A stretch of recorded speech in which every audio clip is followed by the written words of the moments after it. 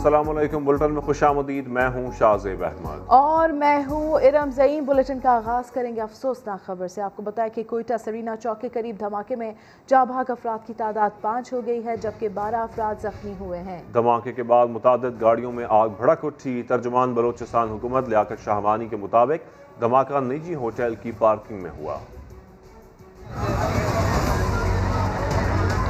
कोयटा में दहशतगर्दों का वार, सरीना चौक के करीब धमाका, मुतादिद गाड़ियों में आग भड़क उठी। धमाके के बाद पुलिस और इमदादी टीमें मौके पर पहुंची। जख्मियों में 2 सरकारी अफसर भी शामिल हैं। मशकूक गाड़ी की होटल में दाखिले की फुटेज सामने आ गई। मरकजी दरवाजे से अंदर आते देखा जा सकता है। तर्जुमान बलूचिस्तान हुकूमत लियाकत शाहवानी कहते हैं धमाका होटल की पार्किंग में हुआ। दहशतगर्द जल्द कानून की गिरफ्त में होंगे। आवाज दूर दूर तक सुनी गई और बड़ा एक अफसोसनाक ये धमाका हुआ है। देखा जा रहा है कि इसमें कौन लोग मुलविस हो सकते हैं, पार्किंग में इंटर कैसे हुए, तो इस तमाम सूरत-ए-हाल का इन्वेस्टिगेशन किया जा रहा है। आईजी बलूचिस्तान ने बयान में कहा CTD अमले ने जाय वकुआ को सील कर दिया है। नुकसानात का जायजा लिया जा रहा है। वफाकी वजीर फवाद चौधरी ने ट्वीट में कहा वजारत दाखिला हुकूमत बलूचिस्तान के साथ राब्ते में है, तहकीकात की जा रही हैं। कोयटा सरीना चौक के करीब धमाके में बारूद से भरी गाड़ी इस्तेमाल की गई। बॉम्ब डिस्पोजल स्क्वाड के मुताबिक 80 से 90 किलो धमाका खेज मवाद था। इब्तदाई तहकीकात में बताया गया है कि बॉल बेयरिंग और लोहे के टुकड़े इस्तेमाल किए गए। आतिशगीर केमिकल C4 इस्तेमाल हुआ, जिससे धमाके के फौरी बाद आग भड़क उठी। धमाके में जाँ बहक 5 अफराद की शनाख्त हो गई है। पुलिस एहलकार शुजात अब्बासी, होटल के security in charge Shahzeb, security guard Asadullah शामिल हैं। वज़ीर आज़म इमरान खान ने कोयटा धमाके की शदीद मजम्मत की है। वज़ीर आज़म रात गए तक मामलात की खुद निगरानी करते रहे।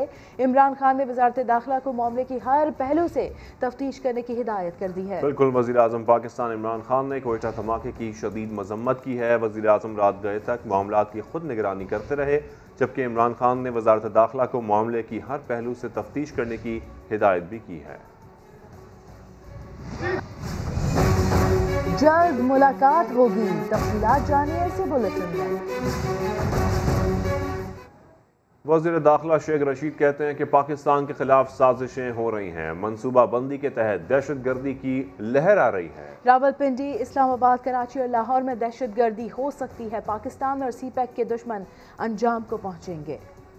पाकिस्तान को अंदर से कमजोर करने के लिए और CPEC मंसूबे के खिलाफ एक साजिशें हो रही हैं और पाकिस्तान की तरक्की के खिलाफ 3 से 4 लोग ये शहीद हुए और चाइनीज एम्बेसडर भी थे वहाँ, लेकिन वो किसी और फंक्शन पे थे और जिस वक्त धमाका हुआ वो किसी और फंक्शन में मौजूद थे। ये दुश्मन की साजिश है, पाकिस्तान की तरक्की के दुश्मनों की और पाकिस्तान के इस्तेकाम के दुश्मनों की साजिश है। मुल्क में एक दहशतगर्दी की लहर आ रही है और ये प्लानिंग के तहत है, ये इंटरनेशनल एजेंडा है और ये इतलात हैं कि मुख्तलिफ बड़े शहरों में दहशतगर्दी के वाक़यात हो सकते हैं, जिसमें रावलपिंडी, इस्लामाबाद, पेशावर और कराची भी शामिल है। लेकिन अल्टीमेटली ये शिकस्त खाएंगे और हमारी अजीम अफवाज ने आगे भी इनको शिकस्त फाश दी है और अब भी इनको इनके अंजामकार को जो CPEC के दुश्मन है इसके अंजाम पे पहुँचाएंगे। और जहांगीर तरीन कहते हैं सिविल केस को फौजदारी में मुंतकिल तो नून लीग ने भी नहीं किया। हुकूमती कमेटी से नहीं, सिर्फ वज़ीर आज़म इमरान खान से मुलाकात करेंगे। सेशन कोर्ट के बाहर मीडिया से गुफ्तगू में ये भी कहा FIR से उनका कोई ताल्लुक नहीं, ना ही FIA का केस बनता है। 40 अरकान असेंबली साथ होने का दावा भी कर दिया।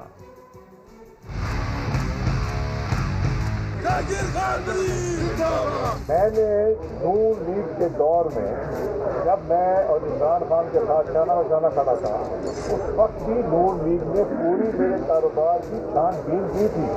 मगर ये वाला काम जो हुआ है ना, कि एक सिविल केस को जो एक कॉर्पोरेट केस है उसको फौजदारी में कर दिया है, ये नून ने नहीं किया। मेरा कोई कसूर नहीं है, ये सारी बराती FIR में ये केस FIA का है ही नहीं, ये क्रिमिनल नहीं है, ये फौजदारी नहीं है। ज़्यादा से ज़्यादा अगर किसी को इतराज़ है तो ये SCCT के मामले हैं, ये FDR के मामले हैं। कोई कमेटी में हमसे किसी ने रब्ता नहीं किया, ना हम रब्ता करेंगे, ना हम रब्ता करेंगे। हम नहीं किसी कमेटी से मिलेंगे, सिर्फ और सिर्फ ग्रुप ने इमरान खान को इस्लामाबाद से कुछ लोगों ने कॉन्टेक्ट किया, एश्योरेंस दी आपके ग्रुप की मुलाकात प्राइम मिनिस्टर साहब के साथ इसी हफ्ते में या कुछ चंद दिनों में हो जाएगी। ये मुलाकात अनकरीब हो जाएगी हमारे पूरे ग्रुप की प्राइम मिनिस्टर इमरान खान। 30 से ज़्यादा लोग हैं, 40 हो जाएंगे। इन सब लोगों ने कहा कि हम आपके MNA MP हैं, हमारे वोटों से यहाँ तक की हुकूमतें बैठी हुई हैं। मेरी और खान साहब की बहुत पुराना रिश्ता है, 10 साल इकट्ठे स्ट्रगल की है। आइंदा आने वाली PTI का जो एक खाता था हमने वो बनाया है। खान साहब के साथ जो रिश्ता है वो ऐसा कमज़ोर नहीं होना चाहिए। शुगर स्कैंडल में नैब का एक और अहम शख्सियत को बुलावा। नैब रावलपिंडी ने वज़ीर आबपाशी पंजाब मोहसिन लगारी को भी 4 मई को तलब कर लिया। वज़ीर आबपाशी पंजाब मोहसिन लगारी को कहा गया है कि माली साल 2018-19 में शुगर पर दी जाने वाली सब्सिडी का रिकॉर्ड भी साथ नैब की कंबाइन इन्वेस्टिगेशन टीम मोहसिन लगारी से तफ्तीश करेगी। इससे कबल नैब ने साबिक सूबाई वज़ीर खुराक समीउल्लाह चौधरी और मियाँ असलम को भी पूछगिछ के लिए तलब कर रखा है। और शाहिद खाकान अब्बासी का नया इम्तिहान। नैब ने पाकिस्तान पेट्रोलियम के सरबराह तैनाती केस में 26 अप्रैल को तलब कर लिया। मज़ीद तफसील जानेंगे समा के नुमाइंदे सुहेल रशीद से। सुहेल, ये बताएगा कि शाहिद खाकान को फिर से नैब से बुलावा आ गया है, अपडेट कीजिए इस हवाले से।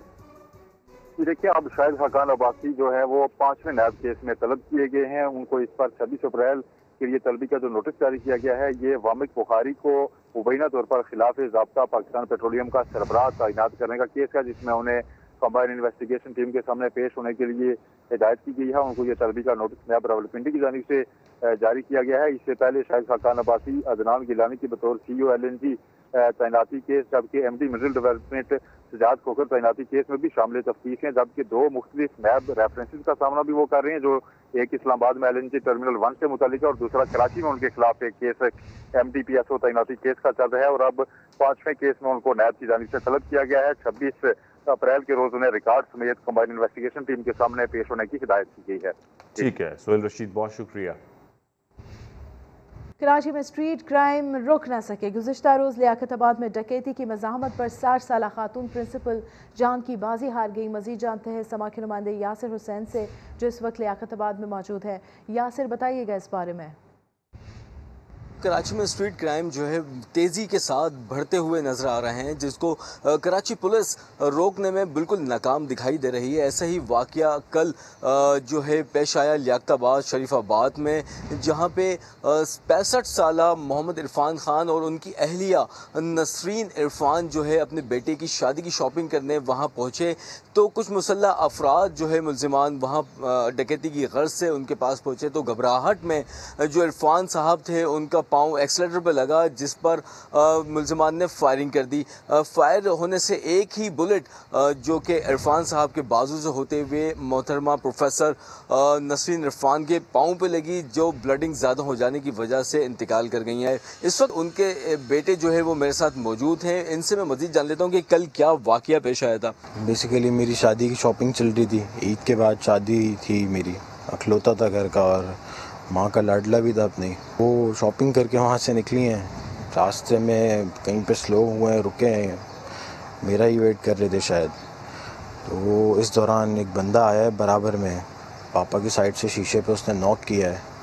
बस उसके बाद पापा ने जैसे ही साइड देखा है, उसके बाद बकौल पापा के उसने फायर किया है। तो वो फायर जो हुआ है वो पापा के हाथ से आर पार होता हुआ वालदा के लगा है। जो प्रोफेसर नसरीन इरफान हैं वो गुज़िश्ता बरस रिटायर हुई थी। वो सऊदाबाद कॉलेज में प्रोफेसर के फ़राइज़ भी अंजाम दे रही थी। जी बहुत शुक्रिया यासिर हुसैन आपका।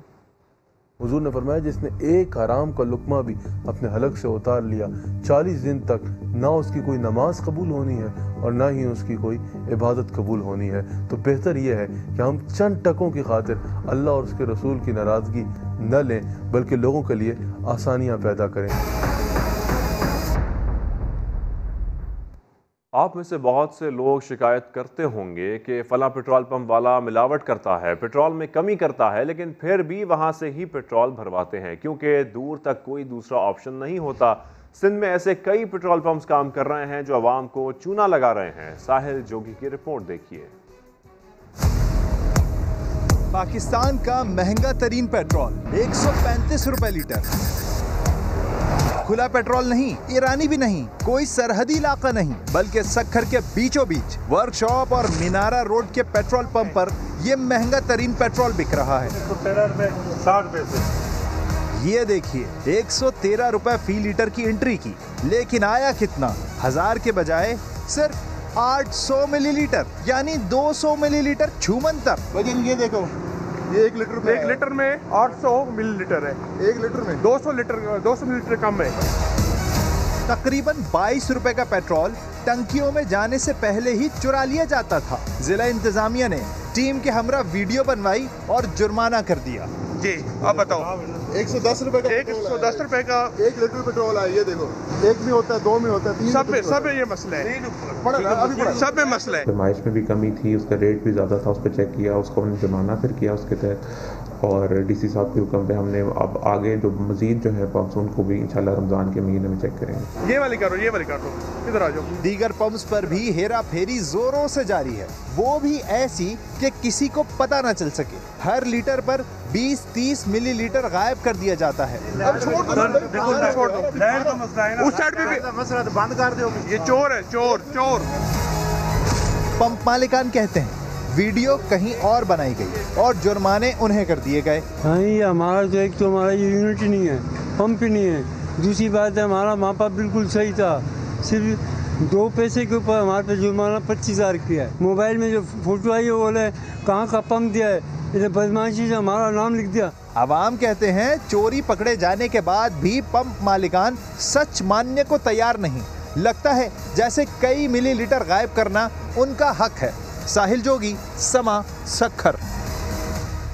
हुकूमत सिंध ने रमज़ान में गंदुम एक ज़िले से दूसरे ज़िले ले जाने पर पाबंदी लगा दी। आटा माफिया मुक़द्दस महीने में मुतहर्रिक 100 किलो की बोरी 200 रुपये महंगी कर दी। सैयद रिजवान आलम रिपोर्ट करेंगे। चीनी के बाद आटा महंगा, माफिया ने गंदुम के दाम बढ़ाए तो पहले ही से महंगा आटा आवाम के लिए मजीद महंगा हो गया। अचानक ही मिल वालों ने तकरीबन 200 रुपये बोरी पे बढ़ा दिया है क्या, और उनसे पूछो तो वो कहते हैं कि तकरीबन 200 रुपये गंदम पे बढ़ गया है। यहाँ थैला एकदम 10 किलो का जो थैला है वो शूट कर गया है। पहले लोगों को तकरीबन 530-35 के अंदर मिल रहा था, अभी वो 550 और 60 के अंदर मिलना शुरू हुआ है। होलसेल मार्केट में राशन के 2.5 नंबर आटे की कीमत 53.5 रुपए फी किलो से बढ़कर 55.5 रुपए, जबकि चक्की के आटे की कीमत 70 रुपए से बढ़कर 72 रुपए फी किलो हो गई। 1.5 से 2 रुपए किलो पर किलो आटे का रेट बढ़ गया। ये रमजान के महीने में, रमजान में तो ख्याल करना चाहिए इनको। सिंध गवर्नमेंट ने जो इस पर 144 लगाई हुई जिला बंदी, और इस वजह से थोड़ा सा गंदम के प्राइस इंक्रीज हुए। होलसेल मार्केट में आटा महंगा होने की वजह से रिटेल सतह पर भी मनमानी कीमत पर फरोख्त किया जा रहा है। सबकी अपनी मर्जी, हम 60 पे चला रहे हैं, कोई 65 बेच रहा है, कोई 70 बेच रहा है, सबकी अपनी मर्जी होती है, बाकी कोई पूछने वाला नहीं है। माफिया रमजानुल मुबारक में आटे की तलब में इजाफे का पूरा फायदा उठा रहा है। इस साल गंदुम की बेहतरीन फसल होने के बावजूद सिंध में गंदुम की कीमत में इजाफा होना हुकूमत सिंध के लिए लहमाए फिक्रिया है। रमज़ान के मौके पर दफ़ा 144 और ज़िला बंदी करके हुकूमत गंदुम की ख़रीदारी कर रही है, जिसकी वजह से फ्लोर मिल्स को गंदुम की कीमतों में इजाफे का जवाज़ मिल गया है। कैमरामैन राशिद इशरत के साथ सैयद रिजवान आलम, समा, कराची।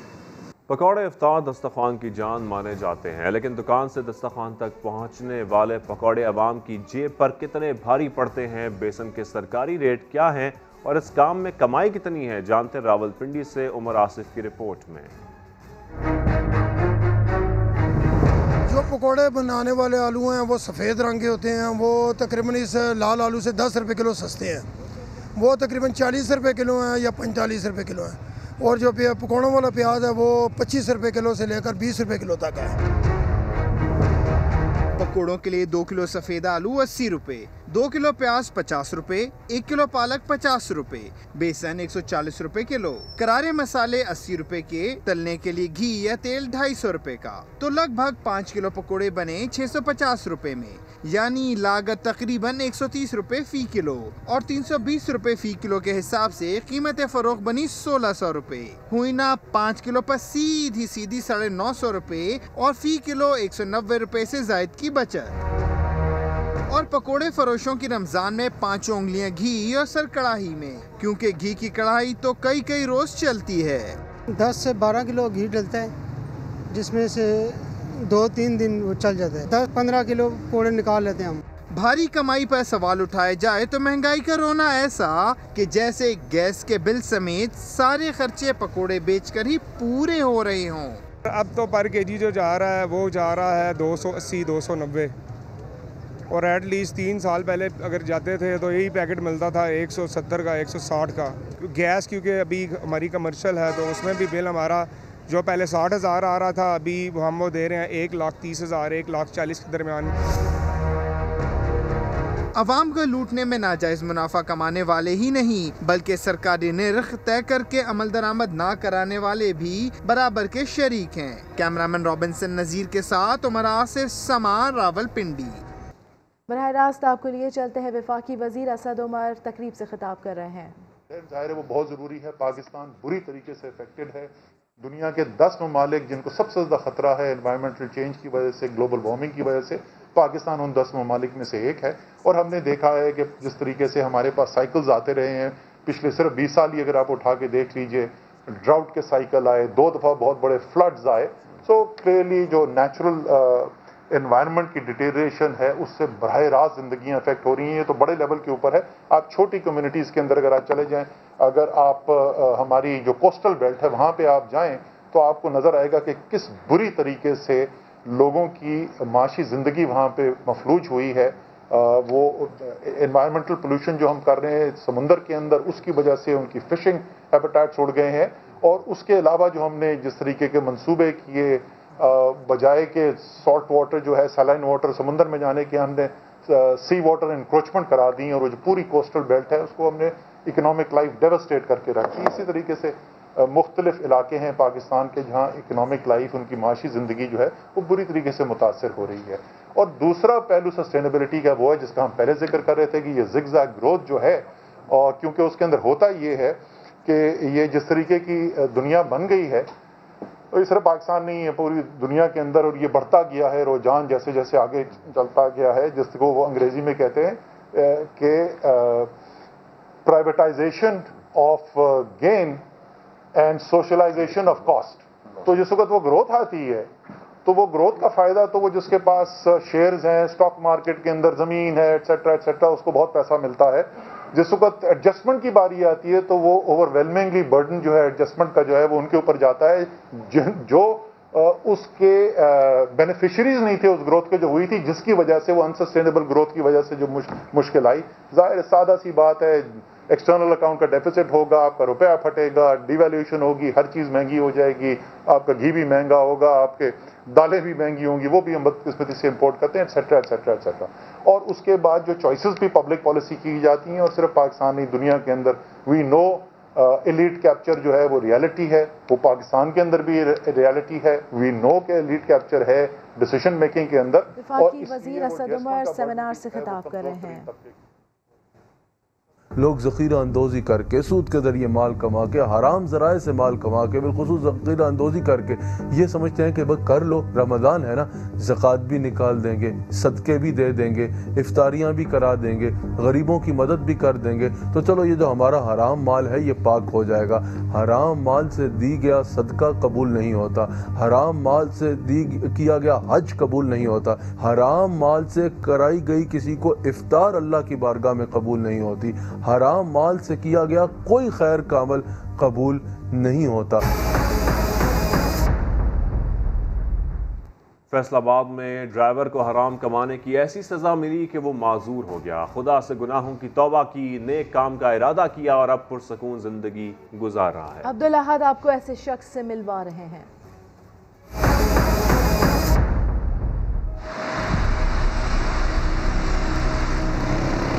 मैं पहले ड्राइवरी किया करता था, बड़ी गाड़ी का ड्राइवर था, लाहौर, फैसलाबाद, पेशावर इस तरह रूट पे चला करता था। साल के तो गाड़ी पंचर हो जाया करती, 2 पंचर लगते थे तो मैं 5 लिख दिया करता था। अगर गाड़ी में कोई फॉल्ट आया ना, अगर 100 रुपये खर्चा आना तो मैंने 500 रुपये बिल बना के दे देना। सवारियाँ 20 बैठी हो 30 बैठी हो तो 5 के हमने जेब में पैसे रख लेने, बाकी पैसे जो है मालकों को दे देने। उस पैसों में हमें इतनी लत पड़ गई थी कि हम नशा वगैरह भी कर लिया करते थे। 6 करीबी दोस्त ड्राइवर थे या ख़ानदान में से थे, उन्होंने मुझे कहा कि अकरम साहब ये आप गलत कर रहे हैं, अपने साथ कर रहे हैं, अपने बच्चों के लिए कर रहे हैं, अपनी आखिरत के लिए आप गलत कर रहे हैं। तो मैंने किसी की नहीं बात मानी। फिर अल्लाह का करना ऐसा हुआ कि एक वक्त आया कि मेरा हादसा हो गया। उस हादसे में मेरी एक टांग ज़ाया हो गई। फिर अल्लाह ताला ने उस सज़ा मुझे दुनिया में दे दी और मेरी ऐसी काया पलटी, अब मैं उससे ज़्यादा सुकून में हूँ। 5 वक्त की नमाज़ पढ़ता हूँ, तहज्जुद भी पढ़ता हूँ, रोज़े भी रखता हूँ। मेरे घर में सुकून है और मैं खुदारा इल्तिजा करता हूँ हाथ बांध के कि जो लोग ये हराम खा के सोचते हैं या ये नशा करके या जिस तरह भी है कि उनको सुकून मिलता है, तो सुकून नहीं है, ये तबाही है, अल्लाह ताला की नाराज़गी है कि अल्लाह और अल्लाह के रसूल के वास्ते ये सब बुराइयाँ छोड़ दो। ये ज़िंदगी एक बार मिलनी है, दूसरी बार नहीं मिलनी है, आखिर मौत है। आज़ाद कश्मीर के मुख्तलिफ इलाकों में बर्फ़बारी और बारिश से सर्दी बढ़ गई। पंजाब के मुख्तलिफ शहरों में बरसती बूंदों से मौसम खुशगवार हो गया। आसमान से गिरते गालों और बरसती बूंदों ने मौसम कर दिया औसम। आजाद कश्मीर के बालाई इलाकों वादिये नीलम, शादरा, गेल और ग्रेस में बर्फबारी से सर्दी की शिद्दत में इजाफा हो गया। मुजफ्फराबाद समेत कई शहरों में बादल जम कर बरसे तो हर शहर निखर गई, मौसम भी खुशगवार हो गया। उधर पिंडी भटिया के करीबी इलाकों में मूसलाधार बारिश से गर्मी की शिद्दत में कमी आ गई। शकरगढ़ में भी रिमझिम से रोजेदारों के चेहरे खिल उठे। बारिश बरसने का सिलसिला वक्फे से जारी है। महकमे मौसमियात ने मजीद बारिश की पेशगोई की है। खाकान अब्बासी का स्पीकर कौमी असम्बली से माफ़ी मांगने से इनकार, कहते हैं माफ़ी सिर्फ अल्लाह की ज़ात से माफ़ी मांगता हूँ, किसी इंसान से नहीं। एहतसाब अदालत के बाहर मीडिया से गुफ्तगू में कहा, तवक्को नहीं जो स्पीकर नामूस रसालत पर बात ना करने दे वो सहाफ़त पर बात करने देगा। बदकिस्मती से मुल्क में पार्लियामान और इखलाकी कदरें ज़वाल पजीर हैं। चीनी के मामले पर वज़ीर आज़म और वज़रा के खिलाफ केस बनाने का मुतालबा भी कर दिया। मैं सिर्फ एक ज़ात से माफ़ी मांगता हूँ, स्पीकर से किसी और इंसान से माफ़ी नहीं मांग सकता। बदकिस्मती से आज मईशत ज़वाल पजीर है, खारजा पॉलिसी ज़वाल पजीर है, पार्लियामान ज़वाल पजीर है, मुल्क में इखलाकी कदरें ज़वाल पजीर हैं। मुल्क के दारुल हुकूमत में 2 दिन पहले सहाफ़ी अफसार आलम साहब को गोली मारी गई। आज तक किसी को पता नहीं है कि वो लोग कौन थे।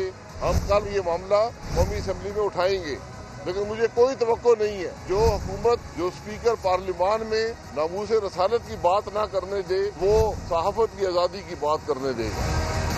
चीनी का मामला बड़ा सीधा है, कसूरवार वज़ीर-ए-आज़म और काबीना है। नायब का केस बनाए, उनको अंदर करे। शहबाज शरीफ 1.5 साल जेल काट चुका है, इल्जाम नहीं लग सका, तो इन वज़ीर-ए-आज़म को भी, इन वजीरों को भी 1.5 साल डाले अंदर, फिर देखते हैं। इंसाफ का तकाजा तो ये है। नायब जो है वो सिर्फ अपोजिशन के लिए बना था, हमें कोई डर नहीं। यहाँ पर वज़रा की एक फौज है जिनकी नौकरियां रोज बदली जाती हैं। काबीना के इजलास होते हैं, सियासी जमातों को कलअदम किया जाता है। काबीना को पता नहीं है, ये उसका इख्तियार नहीं है, फिर उसी कलअदम जमात से मुज़ाकरात होते हैं। ये आज मुल्क के अंदर काबीना और उसके वज़ीरों की कैफियत है, ये हमारे वज़ीर-ए-आज़म की कैफियत है। वज़ीर इत्तलात फवाद चौधरी का शाहिद खाकान अब्बासी के पाकिस्तान में कोरोना से मुतालिक बयान पर सख्त रद्द अमल सामने आ गया। अपने ट्विटर बयान में कहा कि शाहिद खाकान अब्बासी को बड़े से बड़ा झूठ बोलने पर मलिका हासिल है। पनामा से कोरोना तक ढिठाई से झूठ बोलने के फ़न पर नून लीग ने साबित किया कि वो लासानी है। नून लीग की लीडरशिप इखलाकी तौर पर दिवालिया है। और अभी आपको अहम खबर दें, लाहौर हाई कोर्ट में शहबाज शरीफ की जमानत मंजूर कर ली गई है। आपको बताएं, लाहौर हाई कोर्ट में शहबाज शरीफ की जमानत मंजूर कर ली गई है। मजीद जानेंगे समा के नुमाइंदे अब्बास नकवी से। जी अब्बास, आगाह कीजिए। जी बिल्कुल, जैसा कि रेफरी जज के तौर पर जो है 3 रुकनी बेंच जिसकी सरप्राइज जो है अली बाकर नजफी कर रहे थे जस्टिस, उन्होंने जो है अभी अब से कुछ देर कबल जो है फैसला दिया कि शहबाज शरीफ की जमानत जो है मुतफिका तौर पे मंजूर कर ली गई है।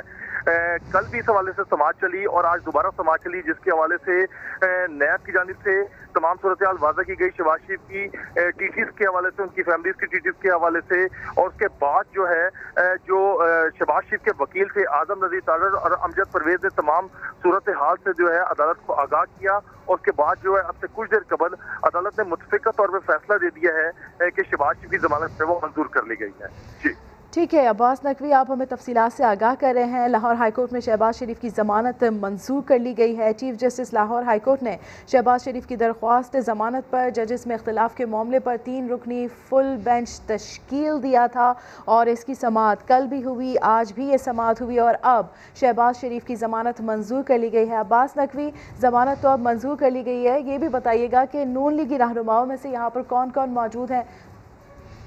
जी बिल्कुल, नून लीग की क्यादत में से राना सनाउल्लाह, मरियम औरंगजेब, उस्मा बुखारी, अताउल्लाह तारड़ और नून लीग की दीगर क्यादत जो है वो यहाँ पर मौजूद है और बहुत ज्यादा खुश और पुरजोश नजर आ रहे हैं शहबाज शरीफ की जमानत के मौके पर। और राना सनाउल्लाह ने कहा का ये कहना है कि आज नून लीग की बहुत बड़ी जीत है कि शहबाज शरीफ जो है उनकी जमानत हो गई है और तकरीबन 6 महीने के बाद जो है वो अब बाहर आ रहे हैं। इस हवाले से बहुत ज्यादा खुश और मुतमईन नजर आ रही है। इस मौके पर जो है उनका ये कहना है कि मजीद कामयाबी जो है नून लीग जो है मुस्तकबिल में हासिल करेगी। अब्बास ये भी बताएगा कि जस्टिस अली बाकर नजफी की जानिब से क्या रिमार्क्स दिए गए? जी बिल्कुल, जैसा कि कल भी इस हवाले से केस की समाअत चली और उस हवाले से नैब की जानिब से ये कहना था कि शहबाज की जो फैमिली है, हमजा शहबाज, सलमान शहबाज, उनकी वाइफ नुसरत शहबाज और दीगर लोगों के अकाउंट में मुख्तलिफ अरबों रुपए की टीटीज आई। इस हवाले से शहबाज शरीफ की जो जमानत है वो नहीं बनती, जबकि जो शहबाज शरीफ के वकील हैं आजम नज़ीर तारड़ और अमजद परवेज का ये कहना था कि शहबाज शरीफ जो है उनकी अपनी सैलरी जो है वो मुख्तलिफ अस्पताल के लिए जाती रही और उनके अकाउंट में 1 रुपए की भी कोई टीटी या बेनामी अकाउंट उनका नहीं है, ना ही कोई टीटी आई है। ठीक है अब्बास, हमारे साथ रहिए। इस वक्त राना सनाउल्लाह मीडिया से गुफ्तगू कर रहे हैं, अपने नाज़रीन को सुनवाते हैं। पहले ही पिछले 10 दिनों में जो है वो इस मुल्क को तबाह, तो इसकी इकॉनमी तो पहले तबाह की थी, लेकिन अब उसने इस मुल्क में लॉ एंड ऑर्डर की रही सही सूरत हाल भी और इस मुल्क की रियासत की रिट भी सरेंडर कर दी और अब इंशाअल्लाह ताला इनके दिन गिने जा चुके हैं। ये जद्दोजहद जो है वो मियाँ नवाज शरीफ की क़यादत में आगे बढ़ेगी और इंशाअल्लाह ताला इस मुल्क और इस कौम की खिदमत का सफ़र जो है, जो 31 मई 2018 को टूटा था, वहीं से इंशाअल्लाह ताला जो है वो शुरू करेंगे। अब इस मुल्क का हल एक ही है कि आवाम को फ्री फेयर इलेक्शन दिए जाएं विदाउट एनी मुदाखलत, जिसमें कोई गैर सियासी मुदाखलत ना हो, आवाम के वोट की इज़्ज़त हो और आवाम का मैंडेट जो है उसके मुताबिक जो है हुकूमत बने और वो मुल्क और कौम की जो है वो खिदमत करे। हम अल्लाह ताला का शुक्र अदा करते हैं और इंशाअल्लाह ताला मियाँ शहबाज शरीफ साहब जो हैं वो आज या कल जो है वो बाहर आके जो इस वक्त क्राइसिस चल रहा है मुल्क में और जो इस वक्त कौमी असम्बली में इंशाअल्लाह ताला वो आके कौम की रहनुमाई करेंगे। बहुत शुक्रिया। सर ये फरमाइएगा कि इमरान खान साहब जहाँ पर बात कर रहे हैं कि ताकतवर को कटहरे में लाने की ज़रूरत है और दूसरी तरफ वो जहांगीर कैंप के साथ नेगोशिएशन कर रहे हैं, उनके तहफ़्फ़ुज़ात सुनने की बात कर रहे हैं, किस तरह से देखते हैं? उस बेशरम को आज इस कटहरे में जो हुआ है इसके ऊपर गौर करना चाहिए। ये मैं कटहरे की बात ही कर रहा हूँ, ये कटहरे से हम बाहर आए हैं। वो किस कटहरे की बात कर रहा है? वो शहजाद अकबर के कटहरे की बात कर रहा है। वो टूट गया ये कटहरा जो है हम कटहरे से होके हैं। ये इस लार्जर बेंच ने, इस कटहरे ने जो है वो हमारी बेगुनाही की जो है वो गवाही दी है और ये जो है ये इनका जो है ये मेरा ख्याल को 10वां जो है वो केस था। तो इसलिए ये सिर्फ उनकी जो है वो झूठ है, उनका इंतकाम है जो अब ज़मीन बोस हो चुका है। बहुत शुक्रिया।